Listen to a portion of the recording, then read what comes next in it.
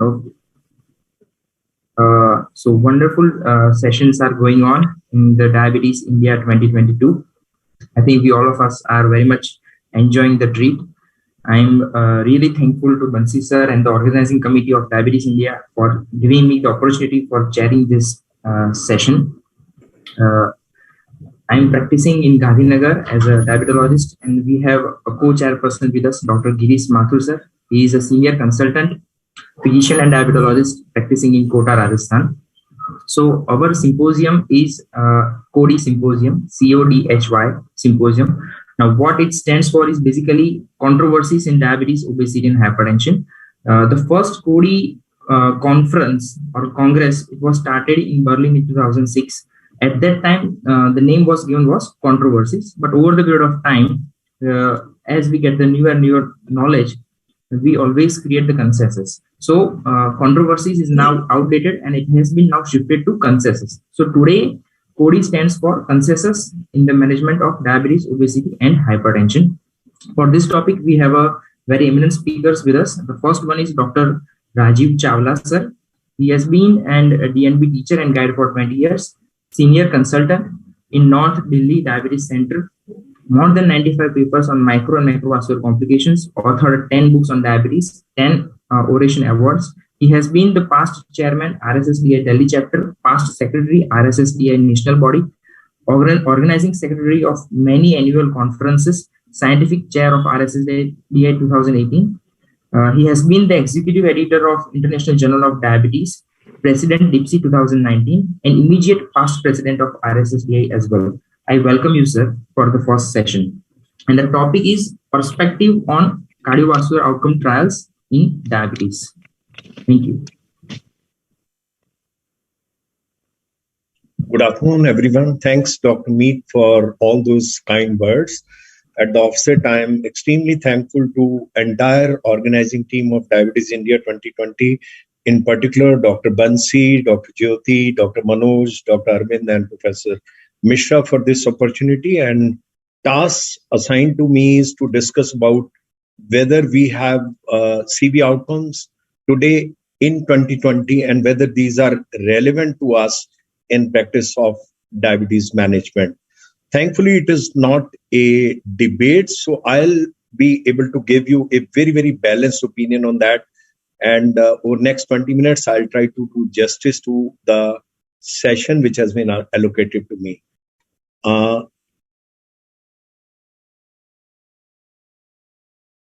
Yeah, we all know that approximately 50% of people with type 2 diabetes still die from cardiovascular disease. Having said that, type 2 diabetes is a severe risk factor that determines the need for cardioprotection. So very rightly, European Society of Cardiology, minded it is Society of Cardiology talking about anti-diabetic drugs for the first time, said that individuals with type 2 diabetes and CVD or diabetes with target organ damage or 3 or more major risk factors are at a much greater risk. So AD and ESD also since 2019, 2021 in joint consensus said that all those patients with established atherosclerotic cardiovascular disease or indicators of atherosclerotic cardiovascular risk, heart failure, CKD, should ideally be on SGLT2 inhibitor, GLP-1 receptors with demonstrated CV benefits as part of glucose lowering regimen. So let me give you the background why these CV outcomes have become important. The effect of tight glycemic control on CV complication range from neutral to perhaps harmful, as was seen in a ACCORD study, which ended up with higher cardiovascular mortality, and it was stopped before the completion of the study. Since then, we know many studies, where earlier studies also like UKPDS, where it has shown that individual medication on diabetes complications, they had a mixed response. So those patients who were on metformin, there it was seen that there was not only reduction in MI, diabetes-related deaths and all-cause mortality by almost 39 to 40%. Even 10 years follow-up of UKPDS has shown that metformin-treated obese patients with type 2 diabetes continue to have a reduction in MI and death from any cause by almost 33%, although numbers were very small. Well, TZs, specifically talking about pioglitazone in proactive study, which enrolled 5,000 patients, it was shown that it improved CV risk factors and significantly reduced the Second principal MACE endpoint by 16%. However, the composite primary endpoint didn't reach a p-value-wise significance. So when we talk about CV outcome trials, we know in 2007, a meta-analysis of 42 studies has shown that rosiglitazone ended with increased risk of MI, and that hinted for the first time that there could be a CV-related death as a result of the drug. That prompted FDA announcement in 2008 that a meta-analysis of CV events during phase 2 and phase 3 studies must be included in applications submissions for glucose-lowering therapies. So fortunately, now large phase 4 trials have become almost culturally mandatory, because no company wants to have a disadvantage of not having a post-marketing safety, even in spite of getting a US FDA approval. So 2008, for the first time, US FDA released guidance for the industry. It said that sponsors should demonstrate the therapy will not result in an unacceptable increase in CV risk, even if pre-marketing analysis has shown that hazard ratio could be less than 1.8, so drug could be launched, but subsequently the post-marketing analysis has to establish that hazard ratio for any cardiac event has to be less than 1.3. So it also mandated that meta-analysis strategies using phase 2 and phase 3 data should be included. It also mandated that blinded central adjudication of all CV events should be there. It also said that there should be an inclusion of high-risk subjects like advanced CKD, CVD, and elderly patient, and there should be a minimum exposure of 2 years in large CV outcome trials with a 15,000 patient years data. There are three common ways of representing cardiovascular outcomes, either by assessing time to occurrence of cardiovascular outcomes, or by performing a survival analysis, or by summarizing treatment effects through various statistical methods. But minded, there could be a misinterpretation of statistics that can affect clinical practice because of differences in baseline cardiovascular risk levels of population between different studies. And it is crucial to take into account differences in study design, length of follow-up. There could be too much heterogeneity in enrollment of those patients. We know over last century, there has been an evolution of diabetes therapies from early days in 20th century, where we were talking of primarily of drugs simply to reduce carbohydrate load in form of some Ayurvedic drugs and lifestyle modification.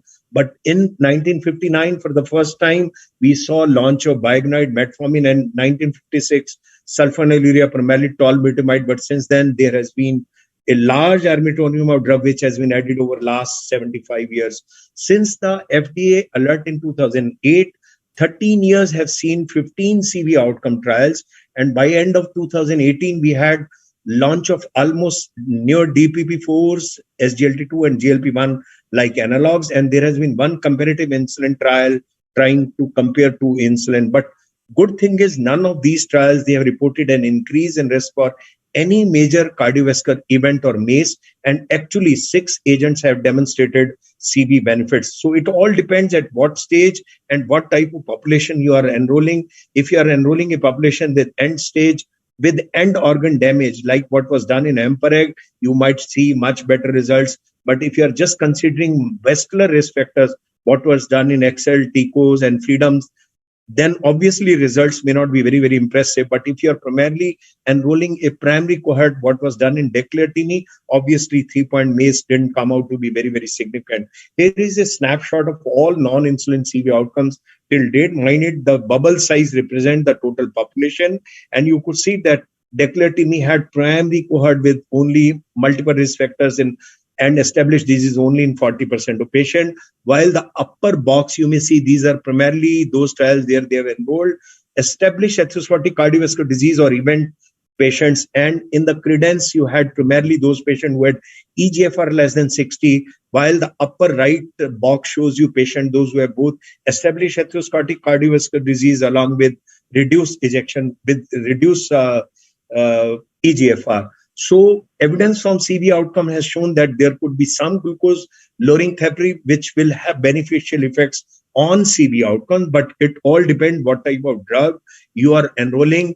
And you could see that when we are talking about SGLT2 inhibitors like EMPA or Canvas, we not only had 3-point MACE reduction, but we also had significant reduction in hospitalization with heart failure by almost 35%. When it comes to GLP-1 like analog, there you could see that benefits on heart failure are neutral, but there were benefits in terms of 3-point MACE reduction. But with the declared TME, because it was primarily a cohort with lesser atherosclerotic cardiovascular disease or risk, so benefits in terms of 3-point MACE was neutral. And so was with BPP4, because those drugs are classically CV neutral. But in the severe TME, actually, it was seen that there could be increase in hospitalization with heart failure. So all primary endpoint in CV outcomes of type 2 diabetes since 2016 have established that individual drugs may mechanistically differ in their impact on CV outcomes. No particular endpoint could be seen as a gold standard for all CV outcomes for glucose lowering drugs. So 3-point MACE primarily is likely that this could be the best option for looking into the endpoints. So navigating the MACE in cardiovascular endpoints, most important lesson learned from CV outcome is that classic MACE endpoint may not accurately capture the magnitude of CV morbidity as well as mortality. CV benefits of GLP-1 receptor agonists we have already seen are primarily on those patients, those who have established atherosclerotic cardiovascular disease, and they might have benefits in some of non-fatal MI, non-fatal stroke and CV death, while with SGLT2, primarily benefits are in terms of hospitalization with heart failure. CV outcome results have also highlighted the major role of heart failure per se as an independent of atherosclerotic cardiovascular disease. So further studies possibly will focus on potential synergistic benefits and the cost effectiveness of both the drugs like SGLT2 inhibitor as well as GLP-1 in management of type 2 diabetes. And CV outcomes have definitely helped us navigate the maze of other complex nature of CVD, not only in terms of atherosclerotic cardiovascular disease, but also heart failure benefits in our patient with type 2 diabetes. When it comes to heart failure outcomes and CV outcomes with SGLT2, of course, there has been a significant reduction in hospitalization with heart failure and composite CV death and heart failure by almost 20 to 25%. Trials included almost 38,000 patients. And again, the magnitude of benefit from SGLT2 therapy on MACE was primarily modest on overall 3-point MACE, but it was primarily driven through hospitalization and heart failure and composite heart failure and CV death, while the effects of SGLT2 inhibitor on MACE are confined primarily with history of atherosclerotic cardiovascular disease. In heart failure, benefits are universal, irrespective presence of atherosclerotic cardiovascular disease. Despite the size of randomized sample and consistent benefits on hospitalization, heart failure events, still, unfortunately, none of the tested SGLT2 inhibitors still has a label to be used for prevention of heart failure hospitalization in type 2 diabetes. And this possibly could be explained because of the fact that heart failure label indication is largely due to heart failure not being as a primary endpoint in all these CV outcome trials. So the future direction for heart failure and non-primary endpoints as far as CV outcome trials are concerned ideally should be that heart failure is present at baseline. So we must standardize a comprehensive characterization of heart failure. We must ensure the proportion of patients with baseline heart failure, which is actually reflective of presence of that comorbidity in routine clinical practice, not in higher risk group. When we have significant effects of agent on heart failure, which are likely or anticipated, then we should try to enroll patients with high risk for heart failure, and heart failure even should be included as a primary endpoint, not as an additional 3+1. Should unstable angina be included in primary endpoints? Well, there has been evolution of prospectively planned primary endpoints in completed CV outcome over last 20 to 25 years. Earlier days, we were talking of only hypoglycemia, risk of hypoglycemia, mortality, renal failure, and retinopathy and other things. But of late, we have been talking of unstable angina, heart failure, CV death, or composite of that. But when it comes to hospitalization with recurrent angina or unstable angina, we know the inclusion of angina increases the number of events for analysis. But then, minded, there could be disadvantages because of too much subjectivity in hospitalization with unstable angina. Moreover, CV outcomes indicate glucose-lowering agents seem to have minimal effect on unstable angina. So if it is included as a fourth MACE, then obviously there could be shift towards the null, because then benefits could be nullified by presence of unstable angina, where the benefits of SGLT2 may not be very, very reflective. The primary outcome of 3-point MACE may offer possibly a better balance between or better balance than 4-point MACE because of statistical efficiency and operational complexity, which is in favor of 3-point MACE versus 4-point MACE. And we know all these CV outcome trials, they try to enroll a much higher risk population so as to deliver the results in as early as possible within 2 to 3 years.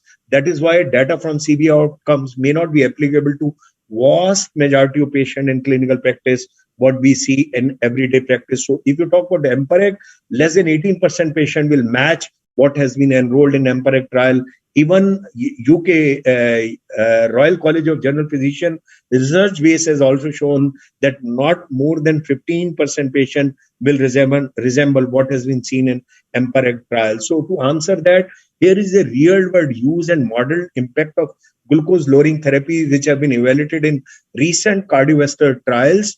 So aim of this was to evaluate the current use and potential real-world impact of these drugs like EMPA and liraglutide among patients with diabetes collaborative registry, which comprise almost 242,000 patients. But mind it, among patients with overt type 2 diabetes in this BCR registry, less than 26% patient would have been eligible for EMPA-REG and less than 48% would have been eligible for leader. That means most of these CV outcomes may not be reflective of what is a real world practice. Then there are challenges when we talk about CVD and CKD patient in CV outcome trial. Normally it is thought that there is an intersection of risk factors amongst CKD as well as cardiovascular disease. Then there could be patient-related factors like volume overload, anemia, infectious, dyslipidemia. There could be practice and therapeutic-related factors which could again nullify the benefits because of bioincompatible dialysis condition. And there could be uremia-related factors and certain biomarkers which could change the overall logistics. So an ideal approach to precision medicine for cardiovascular outcome trials with CKD will be to identify target pathophysiology leading to cardiovascular events. Treatment should be then selected based on the mechanism of action known to modulate that pathophysiological target of interest. Biological markers should be identified, and then we should identify those patients with those markers of interest and conduct randomized controlled trials of specific therapy in patients with those particular pathophysiology. Another lacuna of CV outcome trial is that minority have been underrepresented. So if you talk about USA, where 13% of population is Black or African American, those who have almost 13 to 15% prevalence versus the Caucasian, which have only 7% prevalence of type 2 diabetes. But even in these trials like EMPA, Examine, SAVIOR-TIMI or ELIXA, TICO's leader or Sustain 6, less than 5% of this population, they were represented in these trials. This could be because of the fact that there could be a socioeconomic status in these minorities, so they are in a underprivileged state. So it could be also because of insufficient reliable transportation, poor health literacy among these patients, inadequate knowledge and overall nature of the medical research and disease that they are still not able to use these facilities. So coming to whether CV outcomes are equal and whether we can directly compare these outcomes, CV outcomes definitely aim to demonstrate the addition of a novel agent as safe as is usual care. That means it is non-inferior primarily. But unfortunately, most of these trials have been versus placebo. Trials have aimed for a glycemic equipoise. And we know that in current era of primary multiple risk factor management, like stenotype 2 management approach, CV events are already very, very low. So CV outcomes are primarily safety trials, and it is reassuring that outcomes to date, they support CV safety primarily. Patient at much high CV risk may be much lower in overall general diabetes population as compared to these CV outcome trials. So trials ideally should include lower population of patient at high CV risk, and that may be considered more representative of real world practice, what was done in primary cohort and declared TIMI. Then I told you there are limitation of CV outcome, lack of generalized generalizability because of the fact that all population are not equally represented. These are too short lasting trials. 2 years may not get you benefit in terms of atherosclerotic cardiovascular disease.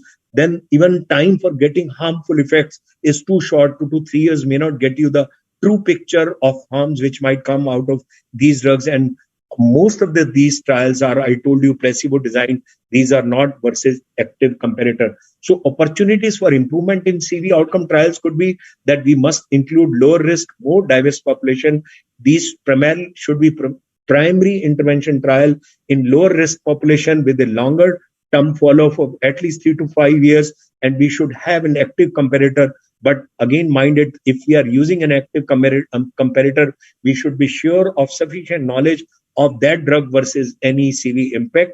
And we should have a standard definition of important safety as well as microvascular outcome. So if you ask me, is it time that we should abandon CV outcome trials? Possibly no. There has been a recent crescendo in enthusiasm for real world evidence, but we know that all real world evidences are non-randomized observation analysis, and they have inherent limitations for only circumscribed deduction of treatment effects. Real world approaches are usually confounded by indication, information, and ascertainment biases. So there is true requirement to assess each anti-hyperglycemic medication at least once in a large scale standardized CV outcome trial, and that should be then subsequently give the confidence to clinician in terms of both safety as well as efficacy of the drug. Thankfully, US FDA 2011 revised its guidelines for all these drugs. It today says that there should be at least 4,000 patient years of exposure of new drug in phase 3 trial. It should have 1,500 patient exposed to new drug for 1 year and more than 500 patient for 2 years. At least 500 patient with stage 3 or 4 kidney disease should have exposure of that drug, and at least there should be 600 patients with established atherosclerotic cardiovascular disease and more than 600 patients of older age, more than 65 years, to establish the safety of the drug. So CV outcomes are very, very important. It should be noted that when we are referring to CVD, we should not only include macro, but also microvascular complication and morbidity, because both are equally important. And new and existing glucose-lowering therapy should be evaluated not only for their overall effect on vascular health, including heart failure, as well as risk like amputation and others. CV outcomes have definitely sensitized diabetes care providers to the opportunities for multifactorial and comprehensive diabetes overall risk reduction. And we know CV outcomes have demonstrated cardiovascular benefits in further reducing CV morbidity and mortality. And these CV outcomes have definitely embraced these days more cardiorenal primary endpoints, and the trial design of CV outcome is robust enough to have allowed their results to inform current recommendation. Actually, it has made a basis for current recommendation and guidelines across the globe, but still it has to go a long way. We should include other microvascular complications like cardiac autonomic neuropathy, which has not been represented and it has not been explored in contemporary CAB outcomes. So to conclude, CV outcomes are important, but there is a huge scope for improvement into CV outcomes. We should try to enroll more like primary cohorts. We should also try to include plus 3-point MACE plus comorbidities like heart failure and other risks. And we should include CV outcomes with patient with CKD, elderly, and other comorbidities. Thank you very much for your patience listening, and stop sharing here and stand by for any questions and answers. Wonderful session, sir. You have almost covered everything. It's very important that clinical trials give us both the kinds of ideas. It gives us the idea regarding advantages and also tells us regarding disadvantages. But by and far, as you have conveyed, CVOTs are very important, definitely in future. And you have also suggested what are the pitfalls in CVOTs, which we need to improve it. Thanks again, sir. So right now there are no question in the chat box. So I will go to our second speaker. Our second speaker we have is our renowned speaker, that is Dr. Itamar Ras. Dr. Itamar Ras has received his medical degree from Hadisha Hebrew University Medical School in Jerusalem in 1980.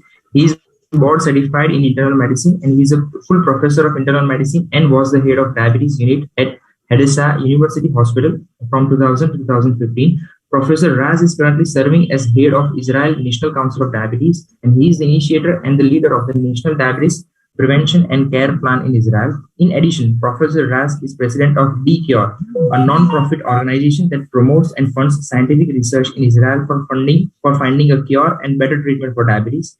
In the past, he has served as a president of Israel Diabetes Association from 1992 to 2004. Professor Raz holds various editorial board positions in 8 diabetes-related international journals. He has over more than 320 publications in different peer-reviewed journals. He has been the co-editor of publication of Diabetes Care Supplement. Professor Raz has chaired and has been a featured speaker at multiple lectures and presentations, both nationally and internationally. We welcome you, sir. Please. Thank you very much, Dr. Meet. I want to also thank the organizing committee and Professor Banshi also for inviting me. It's a great pleasure always to take part in a meeting in India with your groups. So I'm going to discuss today controversies in diabetes management. And many times when we talk about controversies, we actually talk about what we call today precision medicine. One moment, it doesn't pass.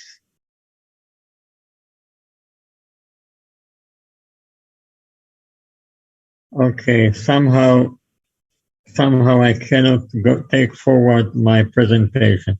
So, Ilana, can you do it? 1 minute, please, 1 minute.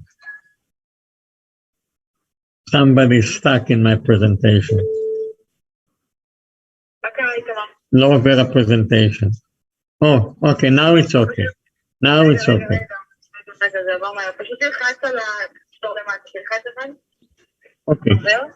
Okay, right. So we talk a lot about precision medicine, and I want to talk about precision medicine in relation to controversies in diabetes. And when patients are sitting in front of me on a daily basis, many times I'm not sure whether what I suggest to them or offer to them, the drug that I offer, is really the best thing for them.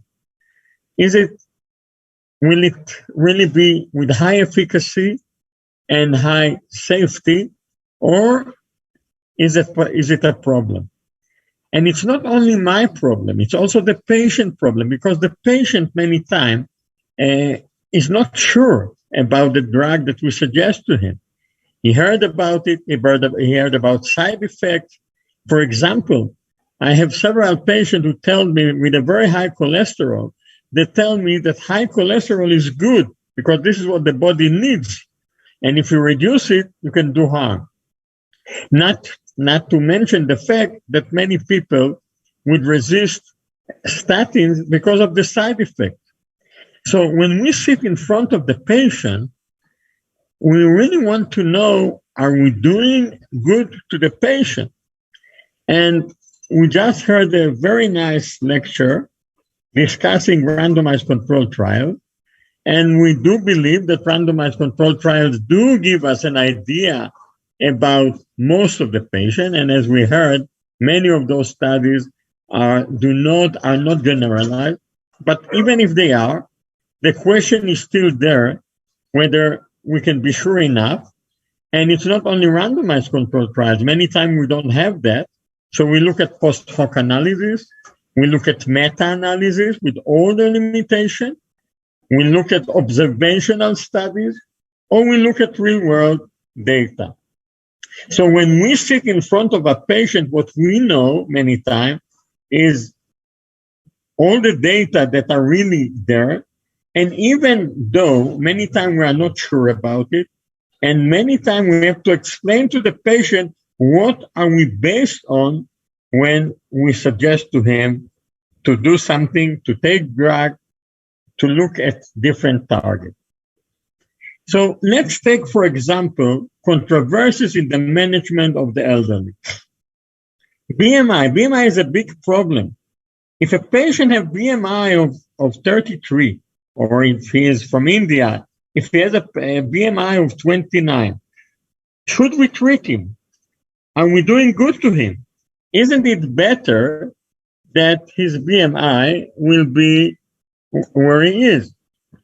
A1C. Do we really want to reduce our patient to A1C less than 7? Is it really of great importance? Mainly if it means to treat him with drugs that he's not very happy with or that could do some side effect. What about hypertension? Do we want to reduce an elderly patient to blood pressure of less than 120 or 140? Or sometimes when we see patients who have 145, 150, do we really think we should give them drugs or add drugs, remembering that there is side effect? What about LDL? LDL is a big issue by itself. Should we reduce an old patient to LDL less than 70 or sometimes less than 50? In my country, many patients who had LDL of less than 50, what happened is that they stopped treating him with statin, or they reduced the amount of statin. And what it means is that this patient will increase his LDL to 70. Is that right? What does it mean to have LDL of 30 or 20? Is it good? Is it bad? Professor Brownwald, who is a world leader in the field of cardiology, says the lower the better, but not many people agrees with him. So let's look just at the issue of BMI in the elderly. BMI in the elderly is a great issue because we know that as we get older, we have an increase in visceral fat, we have a decrease in muscle mass, and many times we are not able or we are not doing the exercise or the lifestyle that we need in order to increase our muscle mass, and we don't eat properly, we don't eat enough protein. We know that older people, 50% of them do not eat enough protein in order to keep their muscle mass where it should be. So if we take this patient and we reduce their weight, will we do good to them or bad to them? And there is what we call the obesity paradox. The obesity paradox show and have shown in several studies that if your BMI is 33 or 34, you're in a much better stage than if your BMI is 27.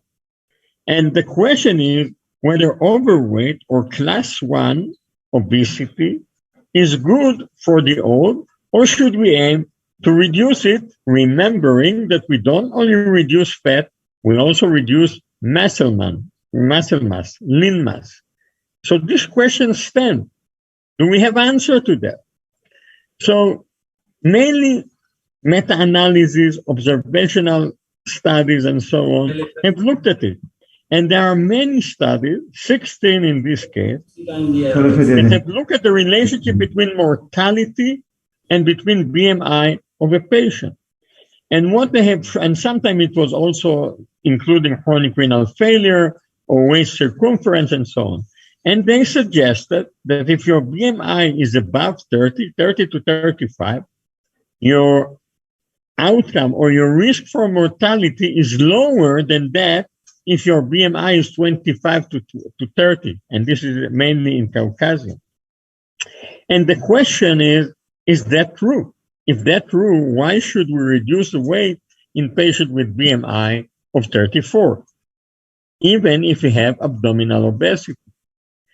Now, many other studies, many other meta-analyses have showed exactly the opposite, looking again at BMI and more at waist circumference, and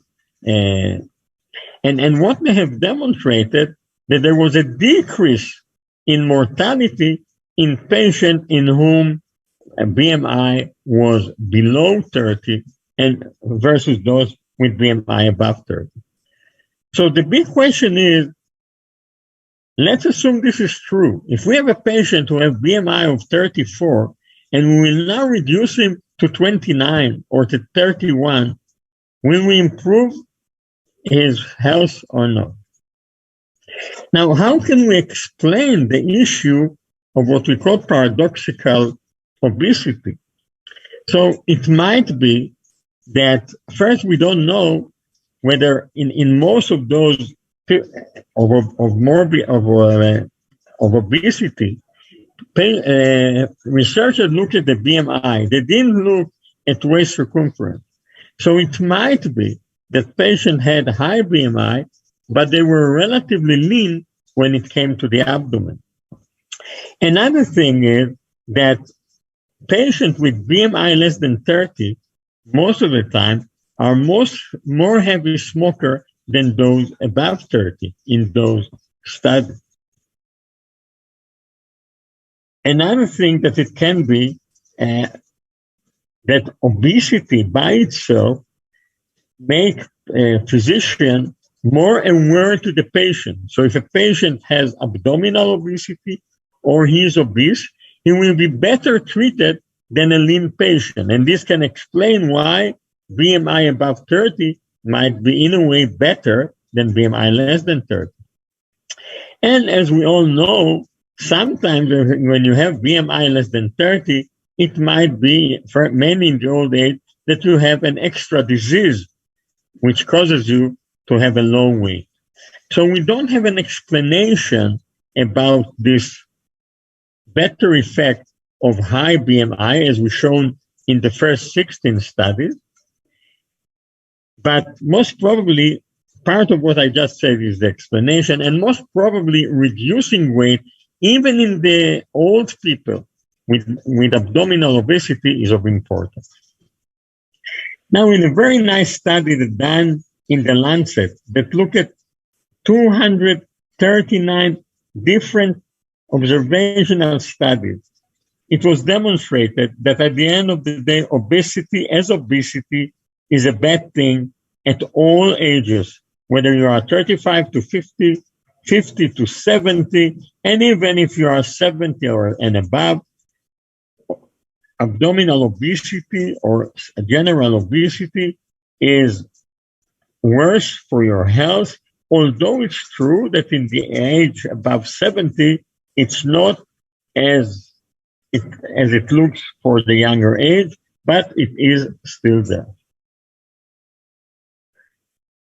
Now, I want to go back to randomized control trials, because one of the problems when we want to reduce weight is that we, in the old population, is that we don't have a good randomized control trial that go over years to show us what is the meaning in reducing weight. And I decided to take the Declare that you heard a lot of just before. And the Declare I was the PI of Declare, together with Steve Vivio from Harvard. And what I want to show you is what happened in Declare to the old population. So let's look first at different ages, below 65, above 65, up to 75, and above 75. And what you can see is that, in general, patients above 75 were leaner than patients below 75. You can also see that patients above the age of 75 had higher risk of heart failure. They have higher heart failure. And you can also see that patients with above the age of 75 had a lower eGFR, meaning that they were, from the beginning, more sick. The young one had 94, below 65, above 84, and above 70, and above 75, they had the lowest eGFR. So let's look what happened when we want to reduce weight in these people that actually had BMI which was nearly below 30.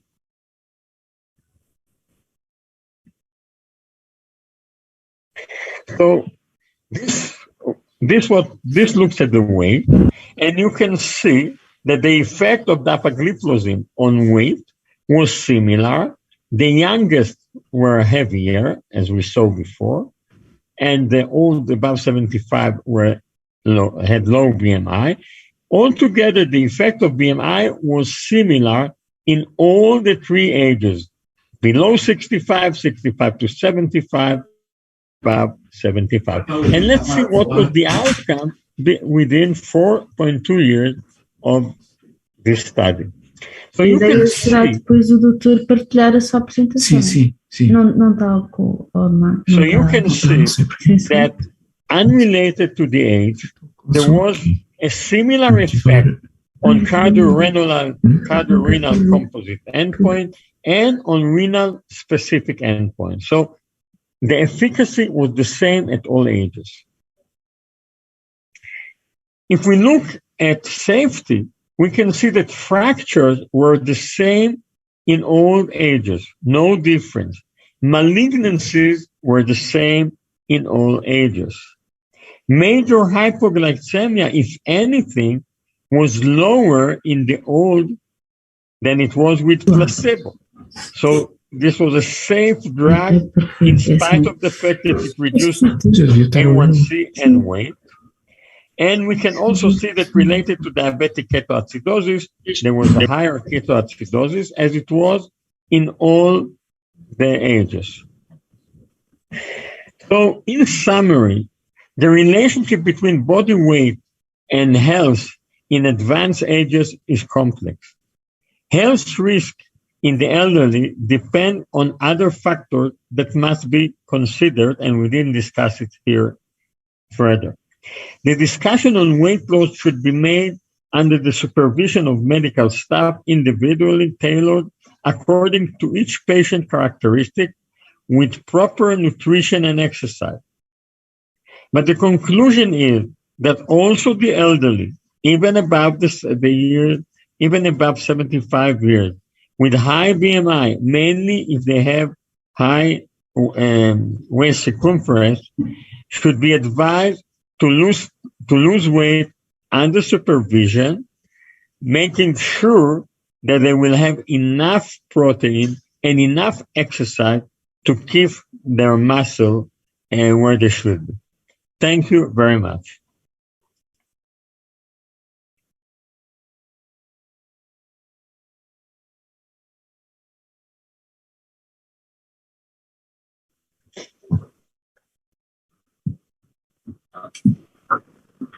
Thank you, Dr. Raz, sir, for interesting session.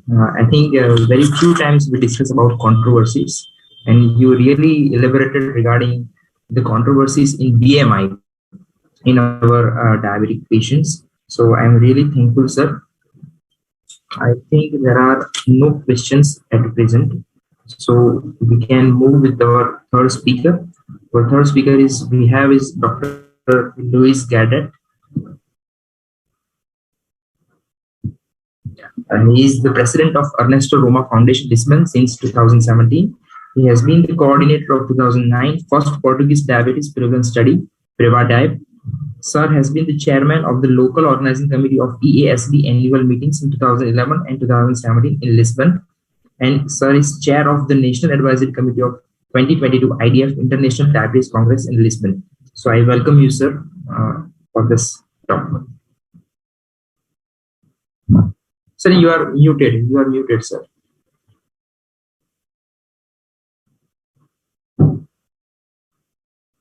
Sir, please unmute yourself.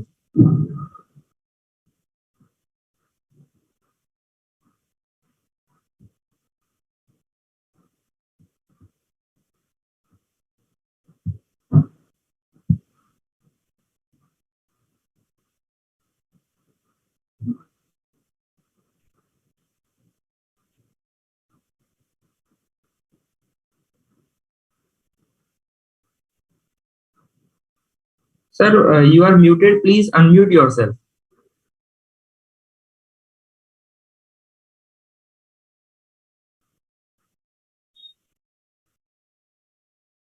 Sir.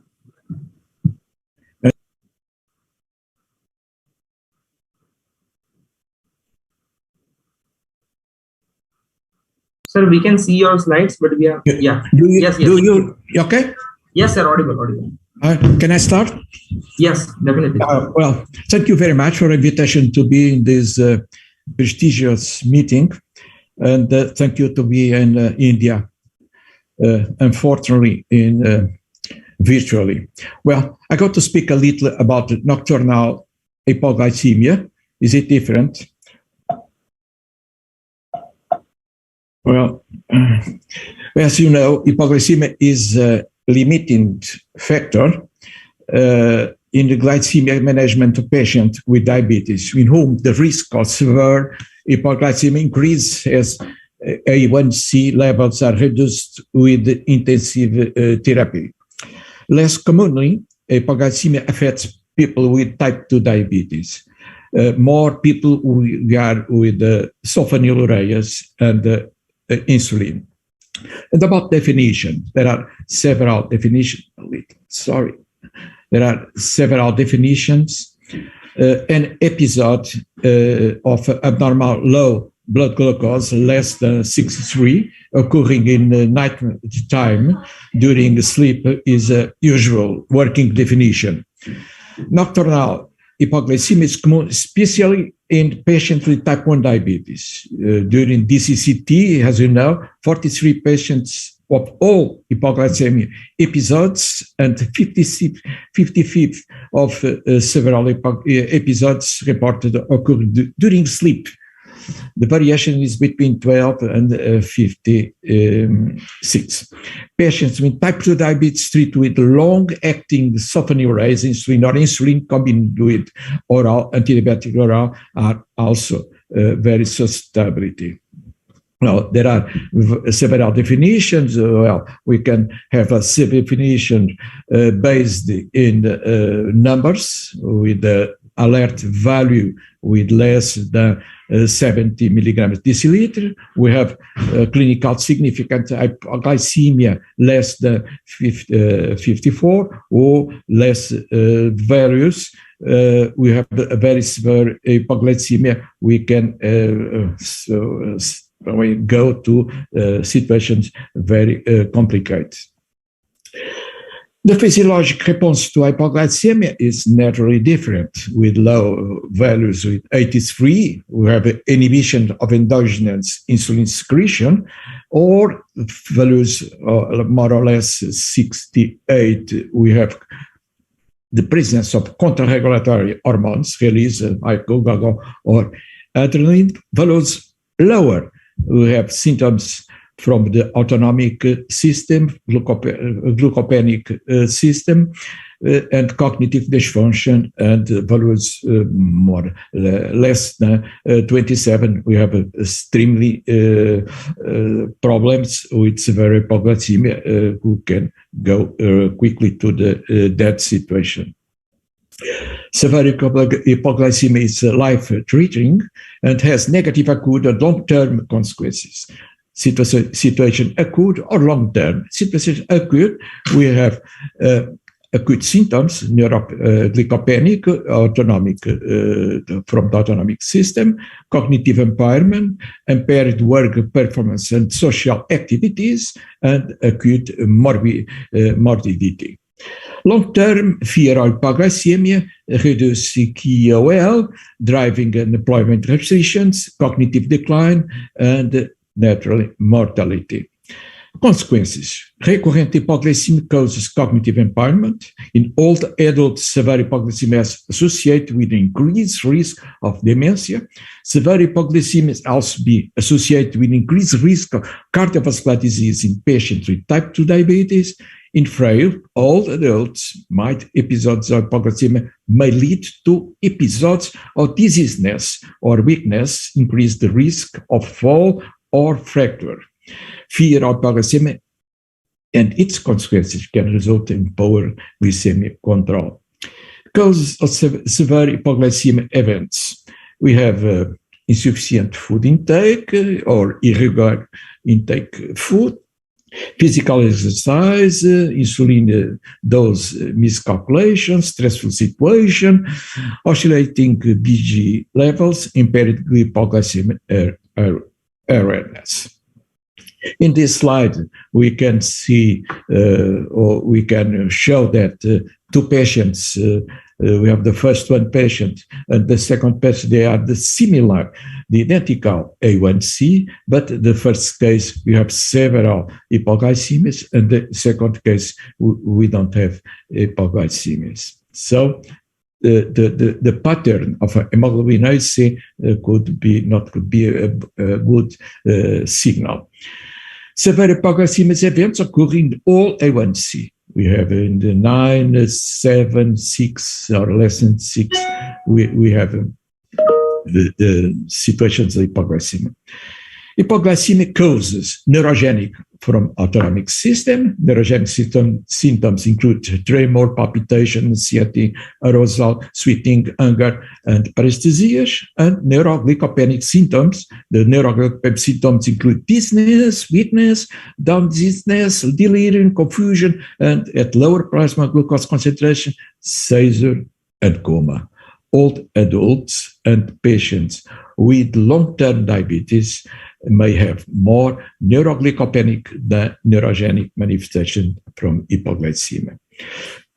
Risk factors for hypoglycemia. Hypoglycemia is associated with autonomic failure, long duration of diabetes, older age, lower levels of glycemia when achieved with medications, erratic time of meals, including missed meals and low carbohydrate contents meals, history of recent hypoglycemia, exercise, alcohol ingestion, chronic disease, kidney disease, and malnutrition, and glycogen depletion. Reducing the risk of hypoglycemia while maintaining improving glycemia control involves patient education. That's an essential point. Reducing the risk of hypoglycemia while maintaining improving glycemia control involves application of the following principles: patient education and empowerment, frequent SMBG, individualized glycemic goals, flexible and rational insulin or other drugs regimes, ongoing professional guidance and support. Nocturnal hypoglycemia may be the most common type of hypoglycemia in the individuals with diabetes using insulin, and is particularly worrisome because it is often goes undetectable and may lead to inconscience and even death in severe cases. Nocturnal hypoglycemia occurs during sleep, and it's particularly dangerous because patients are unlikely to recognize symptoms and awaken during an episode. Nocturnal hypoglycemia is more worrisome than daytime hypoglycemia because sympathetical adrenal response to hypoglycemia subject symptoms, they provide warning, and cognitive function are suppressed during sleep. Undetected nocturnal hypoglycemia may often contribute to hypoglycemic awareness, anxiety, loss of vitality, physical injury, poor quality of life, and possible neurocognitive defects. And there are three groups of risk factors for nocturnal hypoglycemia: pharmacologic, behavior, and physiologic. The pharmacologic, severe slow clearance of prandial insulin or antidiabetic oral antidiabetics, peak insulin effects of basal insulin at night, variability of insulin time action profile, time of peak and duration. About behavior, missed meal, type of meal, missed SMBG, unplanned exercise, alcohol, poor judgment. Physiologic, pancreatic contrarregulation involving insulin, glucagon, pancreatic polypeptide, sympathetic contrarregulation, epinephrine and norepinephrine, it's lower. Adrenal contrarregulation, lower. Cortisol, lower. Age, infection, other mobility. These two behavior and physiologic risk factors that can be both behavior and physiologic hypoglycemia, awareness, stress. Monitoring nocturnal hypoglycemia. Bedtime blood glucose levels may predict nocturnal hypoglycemia. Thus, bedtime, the self-monitoring blood glucose is a simple way for patients to predict and take measures to prevent nocturnal hypoglycemia. Non-invasive monitoring devices equipped with auditable alarms that detect blood glucose are available, and with fantastic results. Awareness, continuous glucose monitoring systems that transmit real-time blood glucose information directly from the patients are very useful. CGMES device designed for use in closed-loop system with CGSII pumps and insulin adjustment algorithms are now available and possible to use. Treatment of nocturnal hypoglycemia. The key to treat is early recognizing. In awake individuals, mild to moderate nocturnal hypoglycemia is easily connected by ingesting a snack containing fast-acting carbohydrates, cookies, sandwich, glucose tablets. Glucagon is a, as you know, counter-regulatory hormone that stimulates hepatic gluconeogenesis and glycogenolysis, which rise blood glucose levels rapidly if glycogen stores have not been depleted. If response to glucose is not rapid, emergency service should be called to administer insulin intravenous glucose. Prevention of nocturnal hypoglycemia, providing education about risks and risk reduction strategies in critical and prevent nocturnal hypoglycemia, perform SMBG and use CGM are be made aware that see change in the routine. When insulin is used as basal insulin, a bedtime snack may be necessary, a snack that is slowly absorbed and provides steady supply of night-time glycemia support may be more appropriate than fast-acting carbohydrates whose glycemic effects tend to wane too easy. Intensive therapy should achieve glycemic control while avoiding severe nocturnal hypoglycemia as much as possible. Physiologic behavior and pharmacologic factors contribute to nocturnal hypoglycemia, provided the later of two factors are factors are modified. Frequent episodes of nocturnal hypoglycemia can exacerbate hypoglycemia awareness and lead to a dangerous cycle in which symptoms may be apparent until BG, blood glucose levels are dangerous low. Judicious choice of pharmacologic with insulin regimes then offer more physiologic or predictive time action profiles can lower the CPSH. And thank you very much.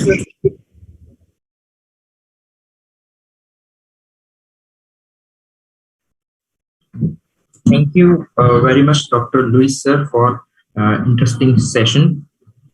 I think sir has covered almost everything, starting from etiology to risk factors, clinical presentation, and tackle the nocturnal hypoglycemia as well as how to prevent the nocturnal hypoglycemia as well. Sir, I have one question is, what are the common drugs which we should keep in mind that can lead to hypoglycemia apart from anti-diabetic drugs? Like which antibiotics or any NSAIDs or any other drug which can lead to hypoglycemia in a diabetic patient? Sorry, I didn't understood. The so right question is? My question is, what are the other drugs apart from anti-diabetic drugs which can lead to hypoglycemia? About drugs?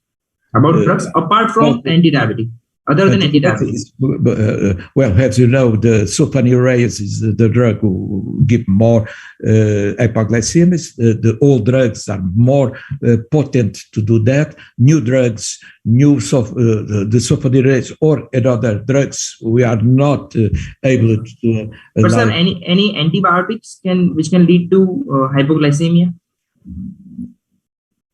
Well, the new drugs, new oral drugs, usually don't give hypoglycemias. If you put out the old drugs, sulfonylureas, if you go to the DPP inhibitors or the other drugs you have new, you don't have any kind of if you join insulin, well, there are a small risk or hard risk that depends the management of insulin. But quinolones are classically known to give hypoglycemia. Getty is a typical example, actually. Then there are certain anticonvulsants. We reported 2 cases of getting severe hypoglycemia with, of course, quinolones, Gettyflox and levetiracetam, which are known to give hypoglycemia. Yes, sir. The other thing which can cause hypoglycemia classically is the pentamidine, Kala-Azar drug, and this is one of the models which was studied earlier, whether it can destroy beta cells and so on. And as far as the fluoroquinolone, which Rajiv has referred to, in fact, the article came in New England Journal of Medicine when several cases of moxifloxacin-induced hypoglycemia were reported. So one has to be careful in as far as these drugs are concerned. Some increase in the sensitivity can also occur. Insulin sensitivity can also occur with the ACE inhibitors and ARB, where they may decrease blood sugar. So your question is very good, and these are the things that we have to take care of. Right, sir. Thank you. So, are there any closing remarks from our speakers? Dr. Chawla, sir, Dr. Luis, Dr. Itamar. Thank you. Thank you very much for it. I think closing remarks have to come from chairperson, but as far as my session is concerned, I have given the plus and minus, pros and cons and caveats related to CV outcome trials and the future direction which can improve CV outcome results and yield coming out of CV outcome trials. And I categorically said that CV outcomes are still mandatory. Of course, we need to have 3-point MACE with maybe addition of heart failure and other vascular complication like amputation also being equally adjudged during the assessment, which should be a blinded process so as to have more confidence into CV outcomes. And we should also try to have more primary cohort which are close to real world practice and garden variety of patient also addressed to, especially minorities must be addressed to. Like, unfortunately, most of our Indian patients, they have never been represented in major CV outcome trials. So data coming from Caucasian may not actually reflect our issues. So CV outcomes have to be more comprehensive, but these have to continue. Thank you. So right now we are concluding the session of CODHY Symposium, and it was really an interesting session, and I'm thankful to all the speakers for giving interesting talk. Thank you. Thank you very much. Once again, and by the way, thanks Bansi, entire team, and Professor Mishra, Arvind, Manoj, Jyoti, and everyone. Thank you. Thank you, sir. Thank you. I expect to see all of you in Lisbon in December. Good afternoon. Yes. Thank you.